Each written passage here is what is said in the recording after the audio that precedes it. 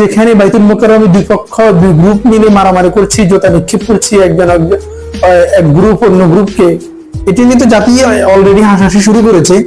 কিন্তু এর মাঝখান দিয়ে একটা অনেক বড় ঘটনা ঘটে যাচ্ছে। সে ঘটনা হচ্ছে যে জাতীয় শিক্ষাক্রম এবং পাঠ্যপুস্তক বোর্ড এনসিটিবি কর্তৃক প্রণীত এবং মুদ্রিত সকল পাঠ্যপুস্তক সংশোধন এবং পরিমার্জন কার্যক্রম সুষ্ঠুভাবে সমাধানের জন্য কিছু সদস্যদেরকে নিয়ে একটা কমিটি গঠন করা হয়েছে। আশ্চর্যের বিষয় হচ্ছে সেই কমিটিতে বামপন্থী অনেকগুলো লোক রয়েছে এবং শাহবাগী অনেক লোক রয়েছে সেকুলার। তার মধ্যে একজন হচ্ছে শাহবাগী সেকুলার অধ্যাপক কামরুল হাসান মামুন এবং সামিনা লুৎফা, আর রাখাল রাহা নামে একজন সেকুলার বামপন্থীও আছে। আপনারা চিন্তা করেন যে 92% মুসলমানের দেশে যে যদি কোনো পাঠ্যপুস্তক